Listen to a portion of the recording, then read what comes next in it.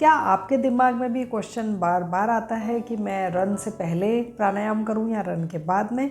तो इस वीडियो में आपको उसका आंसर मिलने वाला है। Hello friends, welcome back to this channel. Friends, मैं Neelam Kumar, certified yoga trainer. 1000 से अबव मैं प्रोफेशनल प्लस पर्सनल क्लासेस दे चुकी हूँ और यहाँ पे आज हम बात करने वाले हैं इस पे कि मुझे मतलब कि आपको रन से पहले प्राणायाम करना है या रन के बाद में प्राणायाम करना है। ये क्वेश्चन मुझसे बहुत बार लोगों ने पूछा है। मेरी एक वीडियो पहले मैंने डाली थी कि क्या पहले करें, मतलब रन, प्राणायाम या मेडिटेशन, उसका मैं लिंक यहाँ ऊपर डाल दूँगी।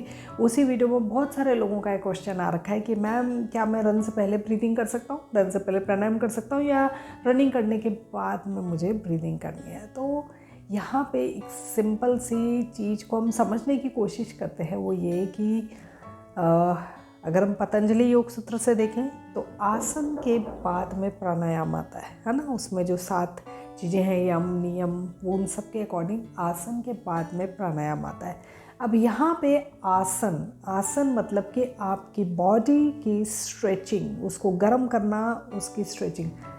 यहाँ पे जो योगा में आसन बताया गया वो सेम इक्वलेंट हो गया आपकी रन के बराबर। यानी कि आपने अगर रन या वॉक करी है तो वो डेफिनेटली आपकी बॉडी ने स्ट्रेचिंग करी है, थोड़ा सा गर्म हुई है, जॉइंट्स ओपन हुए हैं।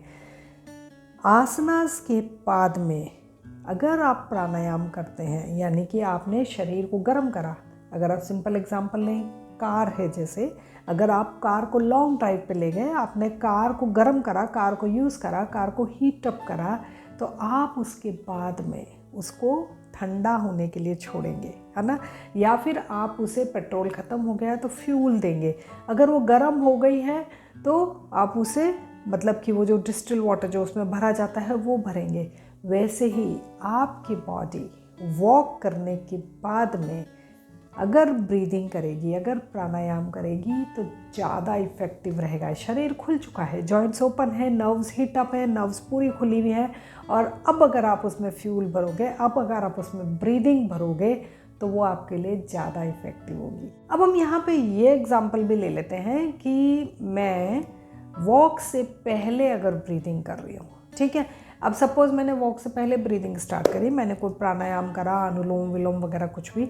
अब मैं अनुलोम विलोम यानी कि जो ब्रीदिंग है उसको अपने शरीर में भरने की कोशिश कर रही हूँ ना। सांसें बोलते हैं ना, लंबी गहरी सांस लेनी चाहिए, डीप इनहेल डीप एक्सहेल। अगर मैं लंबी और गहरी सांस भरने की कोशिश कर रही हूँ लेकिन मेरा शरीर खुला हुआ नहीं है, नसें खुली भी नहीं है, जॉइंट ओपन नहीं है, बॉडी एक्टिव नहीं है, गर्म नहीं है, तो क्या मैं उतना भर पाऊँगी? नहीं, अपने शरीर में उतनी ब्रीदिंग में नहीं भर पाऊँगी जितनी कि मेरी बॉडी की कैपेसिटी है।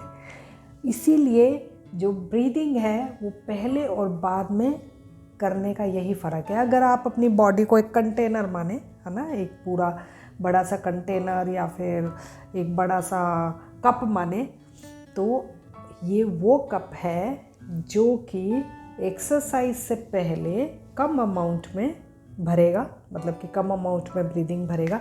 सपोज़ आप 7 या 8 काउंट मान लीजिए, और एक्सरसाइज के बाद में यही सेम कप, यही सेम बॉडी, यही सेम कंटेनर ज़्यादा अमाउंट में ब्रीदिंग भरेगा। तो यानी कि आपको अपनी बॉडी को ज़्यादा अमाउंट में ब्रीदिंग देनी है, लंग्स को स्ट्रेंथ देनी है ना, इम्यूनिटी स्ट्रॉन्ग बनानी है, तो आप हमेशा आसनास के बाद में प्राणायाम करें। इससे 2 फ़ायदे हो गए। एक तो ये कि आपकी बॉडी में ब्रीदिंग ज़्यादा चली गई, और दूसरा ये कि आपकी बॉडी जो गर्म हुई थी, हीट अप हुई थी, वो फ्रेश ब्रीदिंग के साथ साथ नॉर्मल हो गई, कूल डाउन हो गई। आपने एक चीज़ देखी है कि बहुत सारे लोग जिम करने के बाद में, जिम के जस्ट बाद में बहुत एनर्जेटिक होते हैं, अरे ये कर देंगे, वो कर देंगे, हम ये भी कर सकते हैं, वो भी कर सकते हैं ना।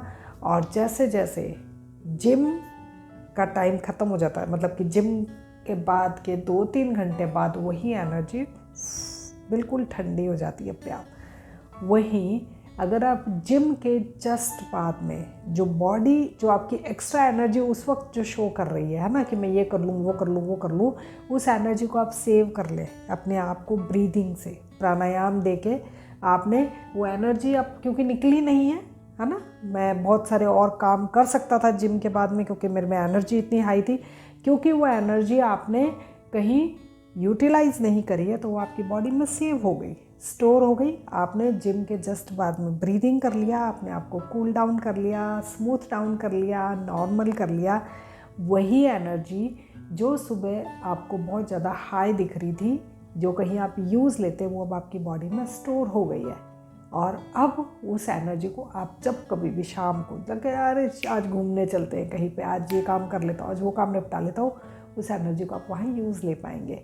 यही रीज़न है कि योगा जो है वो आपको एनर्जी मैनेजमेंट भी सिखाता है।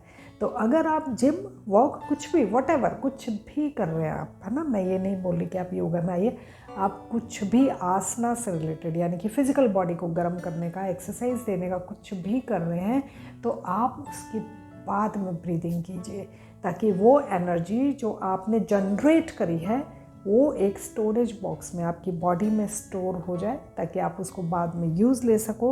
प्लस आपकी बॉडी जो इतनी हीटअप हो गई थी, इतनी गर्म हो गई थी, वो भी नॉर्मल हो जाए आपके डेली रूटीन के वर्क के लिए। तो यहाँ पे आई होप आपका डाउट क्लियर हो गया होगा कि रन से पहले या रन के बाद में दोनों में प्राणायाम करने में क्या फ़र्क है। देखिए, नुकसान कोई बहुत ज़्यादा नहीं है, लेकिन फ़र्क बहुत ज़्यादा है। तो इसलिए आप प्लीज़ खुद को जज कीजिए कि आपको अपनी बॉडी में क्या चेंज चाहिए और उसी के अकॉर्डिंग प्राणायाम कब करना है डिसाइड कीजिए। वीडियो पसंद आई हो तो लाइक कर दीजिए, चैनल पे पहली बार आए तो सब्सक्राइब कर दीजिए। और हाँ, बहुत सारे इन दिनों बहुत सारे नए सब्सक्राइबर्स मेरे साथ जुड़े हैं, उन सब के लिए बहुत बहुत धन्यवाद कि आपने मुझ पर फेथ रखा और मेरी वीडियोस को आप पसंद कर रहे हैं, बहुत अच्छे अच्छे कमेंट्स कर रहे हैं। Thank you so much. आज के लिए बस इतना ही। बाय।